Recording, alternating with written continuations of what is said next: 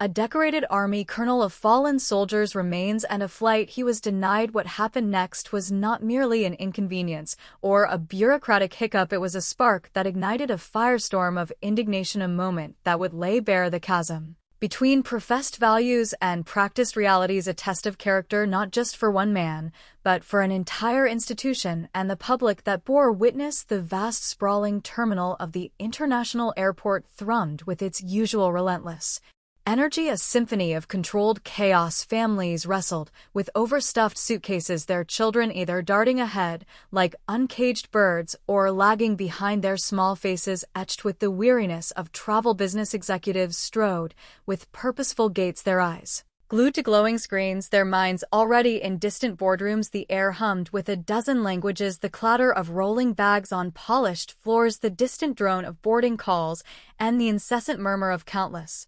conversations. It was a place of transit, a place of fleeting connections and hurried goodbyes, a microcosm of a world perpetually in motion. Colonel David Carter stepped into this maelstrom, his presence a stark contrast to the surrounding flurry. His dress, uniform crisp and immaculate, spoke of order, discipline, and a solemn purpose. The polished leather of his shoes clicked with a measured rhythm against the gleaming tiles, a sound that seemed to cut through the ambient noise, if only for those who might notice the subtle assertion of gravity. He had navigated such spaces countless times before, each journey a prelude to a mission, a duty, a responsibility, but this day felt different, profoundly so. The weight on his chest was not merely the satisfying heft of ribbons and medals, each a testament to years of service and sacrifice. It was a deeper, more visceral burden, an ache that resonated from the very core of his being. Out on the tarmac, unseen by the bustling crowds within, lay a casket draped in the vibrant crimson, white, and blue of the American flag.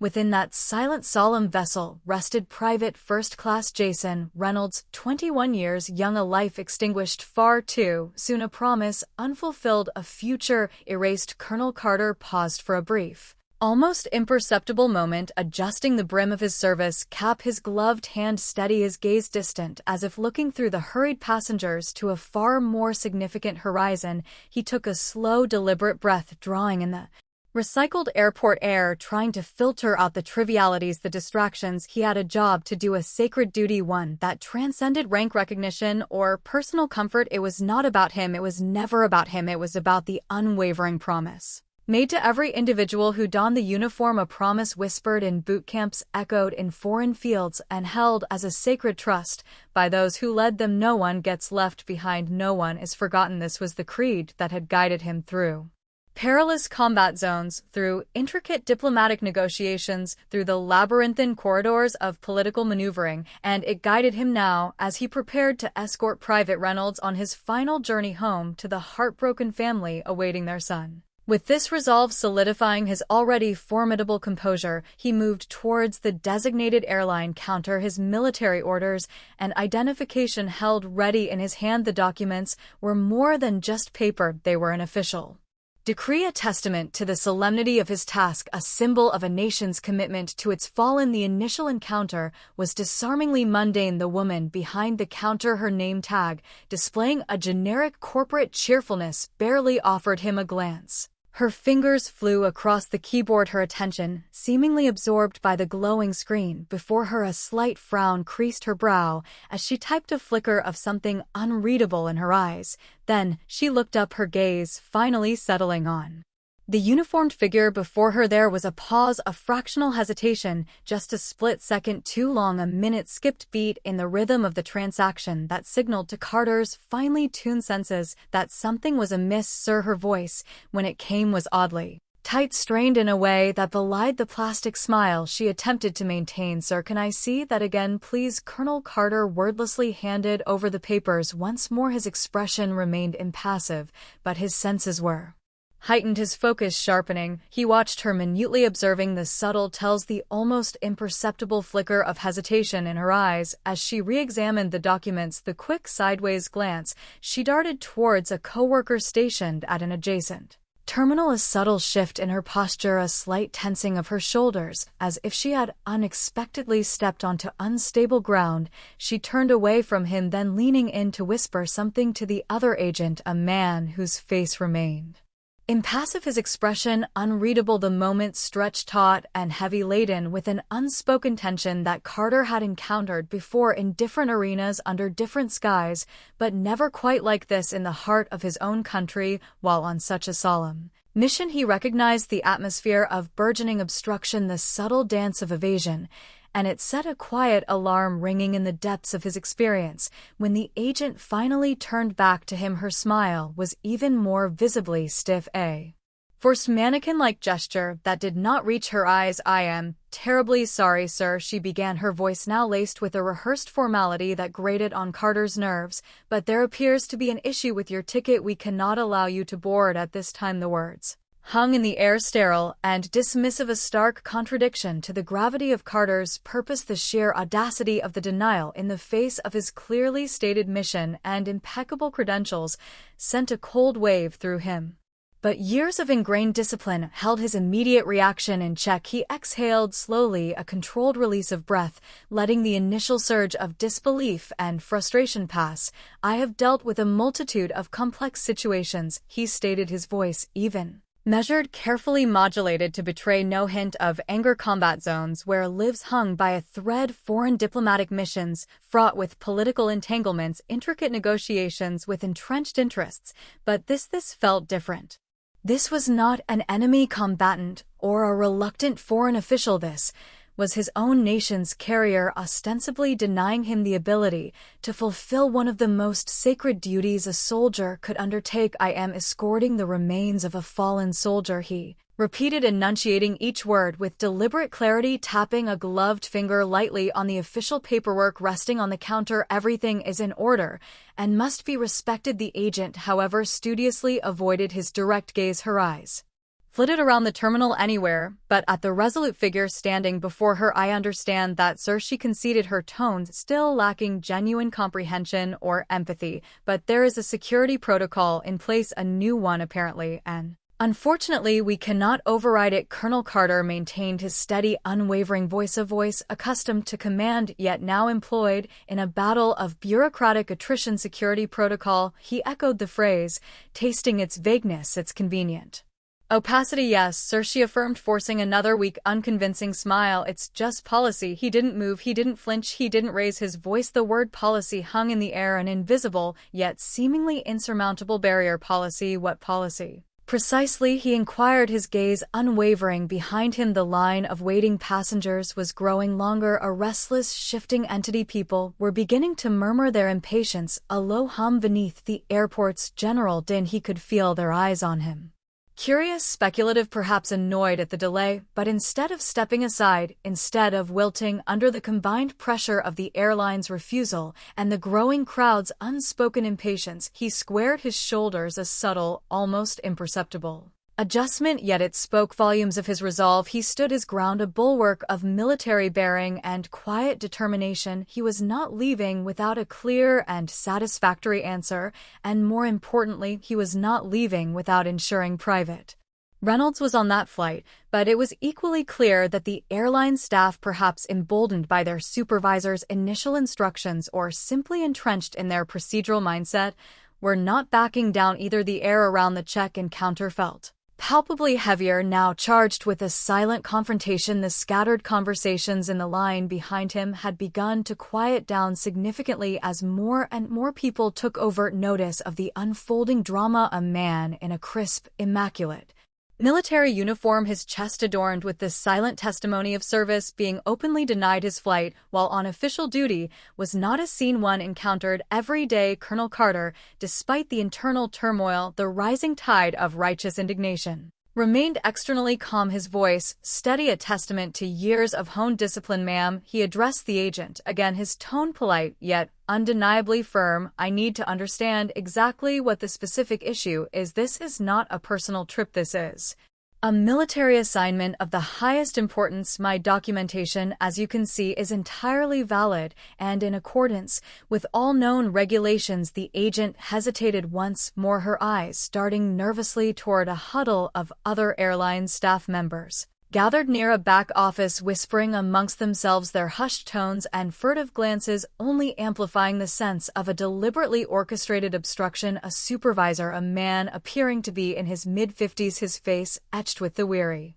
lines of someone who had weathered countless passenger complaints, finally detached himself from the group and stepped forward. He paused briefly to adjust his name tag, a small, unconscious gesture of self-importance, then folded his arms across his chest as he cast a cursory glance at Colonel Carter. "Sir, I do apologize for the inconvenience," he began, his voice laced with that specific brand of detached professional tone people often employed when they wished to convey authority, while simultaneously discouraging further questions or debate, "but we do have certain policies in place, and regrettably we cannot override them at this particular time." That phrase again, policies. Carter inhaled slowly, deliberately through his nose, a calming technique he had perfected. Over years of high-stress situations, he had encountered this exact brand of obfuscation before, just usually in very different settings, typically from individuals trying to avoid accountability or hide incompetence. "I have flown with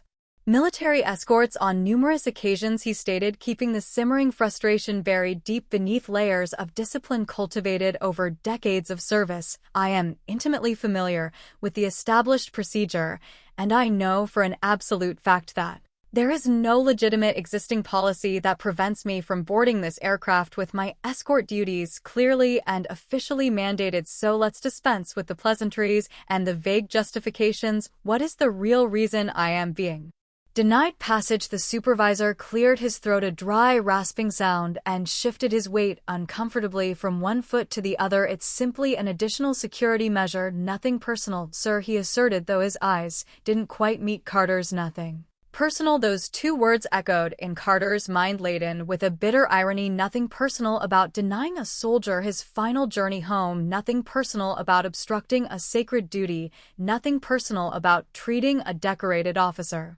as if he were a potential threat. Carter tightened his jaw, a muscle twitching almost imperceptibly near his temple, but he refused to let the anger consume him. He had been in far too many rooms with individuals who hid behind such nebulous explanations, who used bureaucratic jargon as a shield against scrutiny. They were testing his patience. He knew it, waiting for him to lose his composure, to raise his voice, to give them even the slightest pretext, to escalate the situation, to call airport security and paint him as the aggressor. He was not going to grant them that satisfaction. The people in the queue were undeniably watching now. A woman in a striking red blazer leaned in to whisper something urgently to her husband, their expressions a mixture of curiosity and concern. A young man, a student perhaps, clutching his boarding pass like a lifeline, frowned deeply, his gaze shifting between the steadfast colonel and the increasingly defensive airline employees, as if he were trying to decipher an unjust riddle. Then a new voice cut through the charged tension of the immediate vicinity. "Sir, do you have an issue with this officer's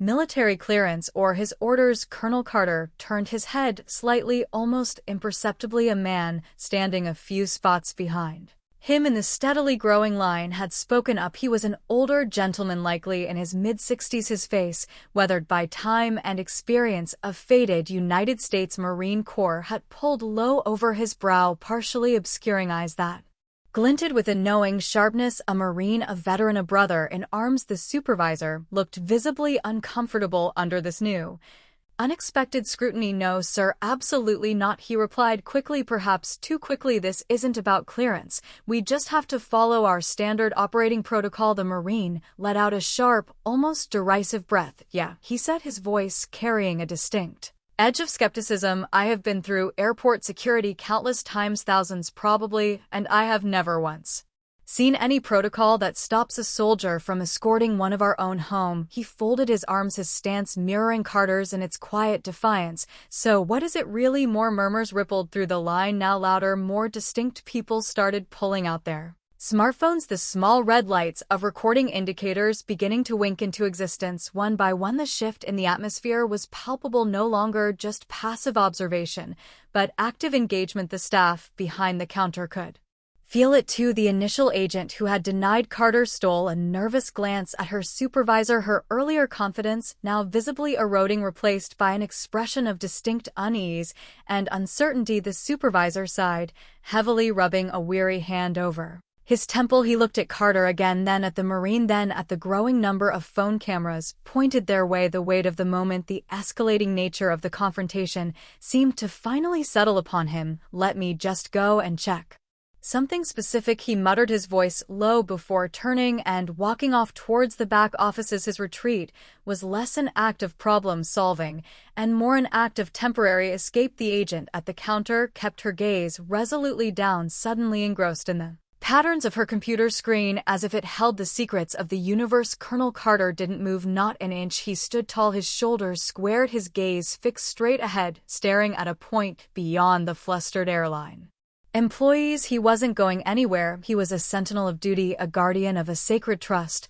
But neither was this story. The murmur in the terminal was no longer just indistinct background noise. It had coalesced into something focused, something charged with indignation. People in line were no longer merely waiting for their flights. They were watching, actively recording, becoming participants in a drama they hadn't anticipated. The Marine who had courageously spoken up earlier wasn't the only one whose face now registered clear irritation. A middle-aged woman in a practical denim jacket, clutching her purse tightly to her chest, shook her head in dismay and leaned towards her husband. "This just isn't right," she muttered loud enough for those nearby to hear. "He is in uniform, for heaven's sake. He is doing his duty." A younger man in a hoodie, his face previously obscured by shadows, pulled out his phone. With a determined expression, his thumbs began moving rapidly across the screen, composing a message.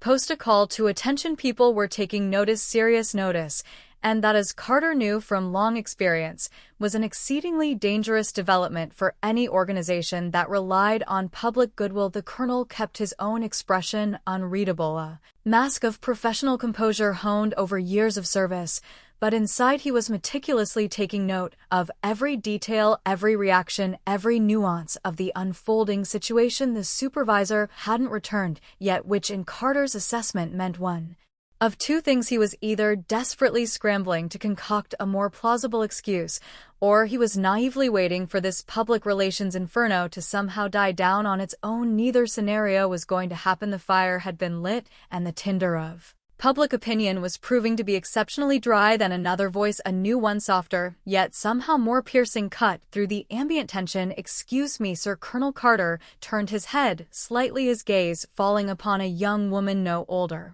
than 25, who was standing a few feet away. She held her smartphone in her hand, her eyes wide with a mixture of uncertainty and a burgeoning resolve. I don't mean to intrude," she began, her voice a little shaky but clear, "but I just want to make sure I understand this correctly. They are not letting you board this flight." Her voice wasn't loud, but the careful, deliberate way she phrased the question, the quiet intensity in her tone, made people nearby lean in, paying even closer attention. Colonel Carter exhaled slowly, his eyes flicking briefly towards the now visibly distressed agent behind the counter, who seemed to be shrinking under the collective gaze. "That is correct," he confirmed, his voice calm, and even the young woman blinked, as if the simple affirmation of this outrageous fact was something she still couldn't quite process, as if she had expected, hoped to hear a different answer, some reasonable explanation, some misunderstanding that could be easily rectified. She hesitated for just a heartbeat, then a look of firm decision settled on her face. She nodded once decisively and turned her phone screen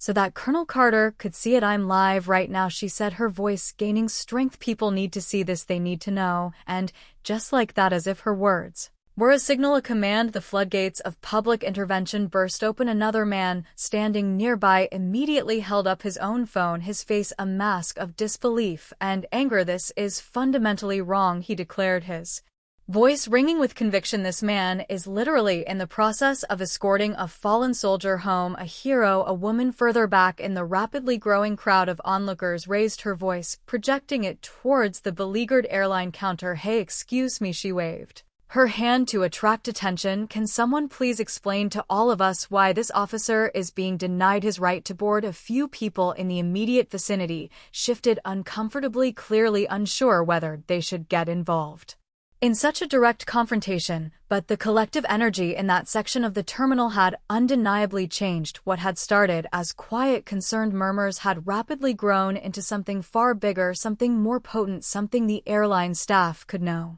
longer dismiss or ignore the agent behind the counter looked as if she fervently wished the floor would open up and swallow her whole. Her hands were frozen above the keyboard, her eyes flickering nervously from one recording camera lens to another, each one a silent, accusing eye. Then the Marine from earlier, the veteran whose initial challenge had helped galvanize the crowd, took a decisive step forward. He was clearly done playing nice, done with polite inquiries. "I have seen a lot of damn things in my time," he said, his voice steady but now imbued with a steely firmness that commanded attention.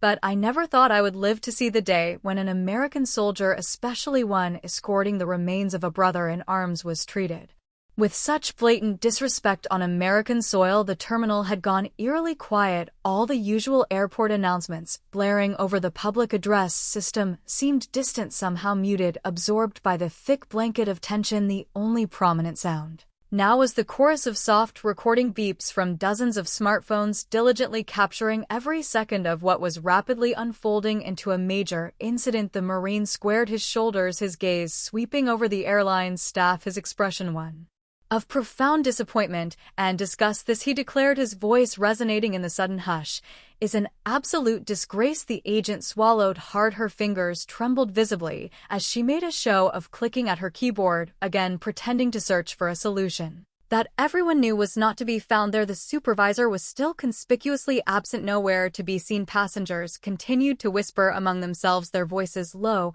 but urgent. A baby fussed in its stroller nearby, but the mother, instead of immediately soothing the child, was staring intently at her own phone, her brow furrowed, reading something with a look of mounting disgust spreading across her face. Then somewhere in the back of the growing line of observers, a man muttered, just loud enough to be overheard, "It's already trending." Colonel Carter didn't move. He didn't need to. The world was watching now. The narrative was no longer in the airline's control. It had taken flight on wings of digital outrage. The tension in the terminal was thick enough to cut with a knife. The supervisor remained stubbornly absent, a ghost in the machine of bureaucracy. The airline staff at the counter were trapped in an awkward, paralyzed silence, their faces a mixture of fear and helplessness. Phones were still out, held high, recording, tweeting, streaming live updates to an unseen but rapidly growing global audience. And then, like a spark igniting a patch of tinder dry grass, the information exploded across the digital landscape. The young man in the hoodie, who had been furiously typing on his phone earlier, let out a low whistle of astonishment. "Damn," he breathed, his eyes wide as he scrolled through his feed. "This is everywhere now." Colonel Carter didn't react visibly. He knew far better than to celebrate prematurely, but from the way the agent behind the counter stiffened almost imperceptibly, he could tell she knew it too. The dam had broken. The woman in the denim jacket, who had earlier expressed her dismay, checked her own phone and gasped audibly. "Oh my God," she whispered to her husband, her hand flying to her mouth. "It is already all over Facebook." The older Marine grunted a sound of grim satisfaction, pulling out his own surprisingly modern smartphone. "They don't even realize what kind of storm they have just unleashed upon themselves," he muttered, tapping at his screen with a surprising dexterity. Then, as if on cue, the airport's public address system crackled to life with a new announcement. "Attention all passengers, due to unforeseen operational circumstances, Flight 237 to Phoenix will now be experiencing a significant delay. We sincerely apologize for any inconvenience this may cause." A few scattered groans of frustration rippled through the wider crowd in the terminal, but most people in the immediate vicinity of the check-in counter weren't even paying attention. Their focus was entirely here on the uniformed soldier, the man of duty, being refused passage while attempting to carry out one of the most solemn responsibilities imaginable. A minute or so later, a young woman standing near the large terminal windows gasped loudly, pointing at her phone screen. "He is on Twitter," she exclaimed, turning her screen towards the assembled crowd so others could see. People leaned in, straining to read the illuminated message. A tweet written in bold, stark capital letters blazed across the screen. "They just denied a black U.S. Army colonel his flight while he was escorting a fallen soldier's remains. This is how we treat our heroes. Hashtag let them fly. Hashtag RESPCTURTROPS." Underneath the inflammatory text, the numbers were visibly climbing at an astonishing rate. Retweets, comments, likes, shares. It was catching fire, spreading with the untamable speed of a digital wildfire. Then another tweet popped up on a different screen, this one clearly from a prominent veteran advocacy group, their logo stark and official. We are aware of the disgraceful incident currently unfolding at airport, name redacted for generality. Our soldiers and their sacred duties deserve better than this. Expect swift and decisive action, the crowd murmured audibly, the collective realization sinking in like a cold stone. The airline had not just made a mistake, they had committed a monumental blunder. They had officially lost complete control of the narrative. The agent behind the counter, still frozen in her tableau of ineffective action, let out a shaky, almost inaudible breath. She turned abruptly and hurried towards the back office area, disappearing behind a frosted glass door. She wasn't coming back with a solution or an approval. She was undoubtedly going to alert higher powers that the situation had escalated beyond their worst nightmares. She was coming back, if she came back at all, with damage control. Colonel Carter subtly adjusted his hat, a small familiar gesture that helped center him. He had been in situations analogous to this before, not in an airport, not quite like this, but in tense international arenas where powerful individuals or entities suddenly realized with dawning horror that they had profoundly underestimated their opponent, that they had made the wrong enemy. He wasn't smiling, he wasn't gloating, because at the end of the day, this escalating drama, this viral outrage, this wasn't about him. It wasn't about his pride or his inconvenience. It was about Private First Class Jason Reynolds, the young man whose earthly journey had ended too soon, the young man who was waiting patiently on the tarmac to go home, and right now that sacred mission was still painfully incomplete. The crowd wasn't just watching anymore, they were actively waiting, their collective gaze fixed on the empty space where the airline supervisor had been and on the closed door behind which the agent had vanished. The terminal felt different now, no longer just a place of transit, but a stage, a courtroom of public opinion, charged with a potent cocktail of expectation and righteous anger. Then, after what felt like an eternity, the supervisor finally returned, but he wasn't alone this time. A second man walked briskly beside him. This newcomer was dressed in a sleek, impeccably tailored navy suit, his airline identification badge clipped neatly and prominently to his pocket. His walk was quick, his demeanor controlled, radiating an aura of someone accustomed to stepping into crises and putting out fires. He stopped just short of the counter, his sharp eyes rapidly scanning the entire scene, taking in the uniformed colonel, the determined Marine, the assembled crowd, and the rows upon rows of smartphones still actively recording every nuance. He cleared his throat, a crisp, professional sound. Colonel, he began, his voice smooth and carefully modulated, a stark contrast to the earlier flustered tones of the other staff. I must sincerely apologize for the miscommunication that has occurred here. There appears to have been an unfortunate error with our internal system, but please be assured we are working diligently to get you on your flight as soon as humanly possible.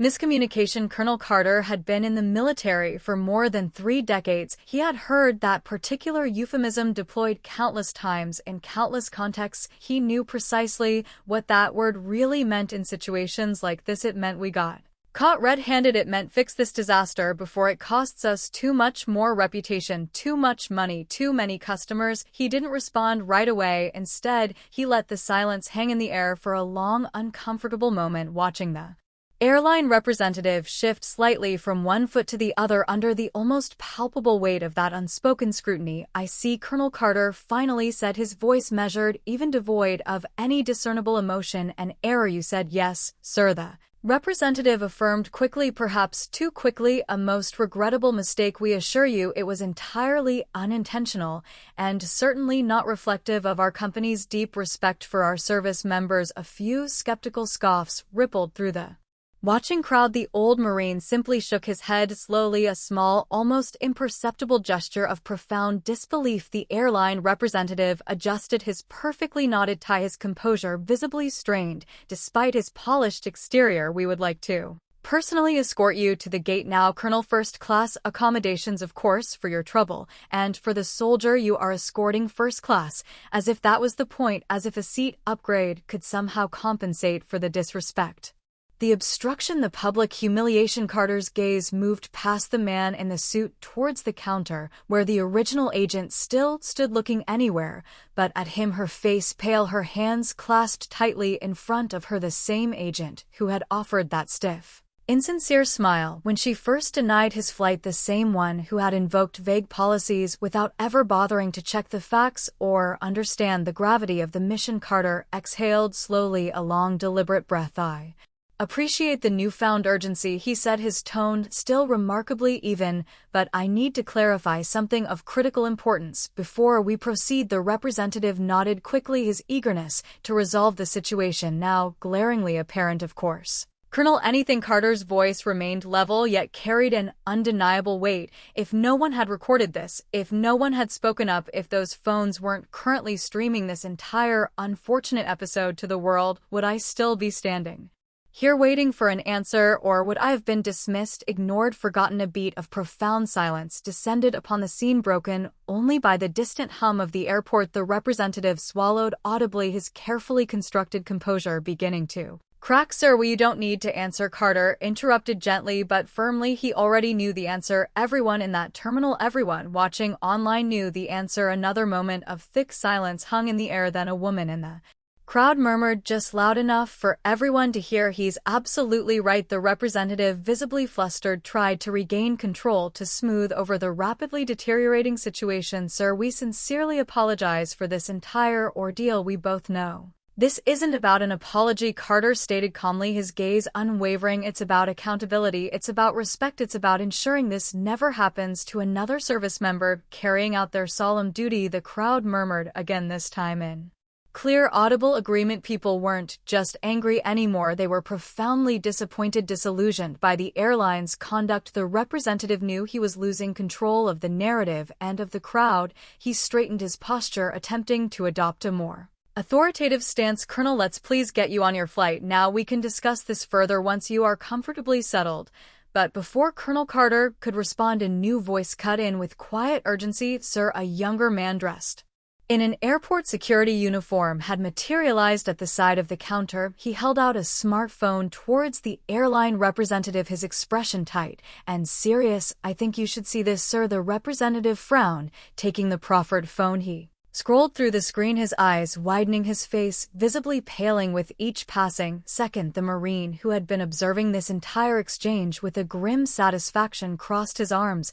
"What's the matter? Something else wrong?" The representative didn't answer, but Carter already knew the nature of the new development. The backlash had officially exploded far beyond the confines of the airport terminal. A major national news outlet had picked up the story. Their online headline was, "Blunt, stark, and damning: U.S. Army Colonel denied flight while escorting fallen soldier. Airline scrambles for answers." Below the headline, a short video clip was already playing, footage captured by one of the passengers in the terminal showing the initial confrontation, the raw emotion, the undeniable injustice. The representative handed the phone back to the security guard, his hand slightly trembling. He inhaled sharply, a ragged breath, and turned back to Colonel Carter. "We deeply, deeply regret this entire situation." His voice was thinner, now strained, forced. "We would like to issue an immediate public statement clarifying the circumstances and offering our unreserved apologies." Colonel Carter cut him off, his voice still quiet but carrying the force of undeniable truth. "The public already knows the truth. Silence, absolute and complete." The representative pressed his lips together into a thin, hard line, a muscle twitching in his jaw. Colonel Carter looked at the crowd, the sea of faces reflecting a mixture of anger, sympathy, and resolve. He looked at the phones, still recording, still bearing witness. He turned back to the airline representative. "I don't need first-class accommodations," he stated clearly. "I don't need special treatment. I need respect, and more importantly, so does the soldier I am escorting, so does his family, so does every man and woman who serves this nation." Another murmur of approval ran through the crowd, louder this time, more assertive. The representative gave a stiff, almost imperceptible nod, as if that was the only response he could manage. "Now understood, sir." He conceded, his earlier confidence completely gone. The Marine let out a small, approving grunt, a sound of quiet triumph. Carter adjusted his hat once more. Now he said his voice firm with renewed purpose. "Let us finish this solemn mission." But for the airline, the consequences of their actions were only just beginning to unfold. The airline had catastrophically lost control of the situation. The story was out a raging wildfire, spreading faster than any internal PR team could possibly contain it. The atmosphere in the terminal felt less like a travel hub and more like an impromptu press conference. Phones still recording passengers, still watching their faces. A mixture of shock and grim vindication. Then something unexpected happened. A new figure entered the scene, moving with an air of quiet authority that instantly commanded attention. A man in a dark blue, impeccably pressed suit, his posture ramrod straight, the unmistakable bearing of someone accustomed to command and decisive action, walked into the suddenly parting crowd. He wasn't from the airline. His demeanor was too direct, too unyielding. He wasn't airport security. They were already present and looking flustered. He was military, and his presence shifted the entire dynamic of the room. People instinctively moved aside,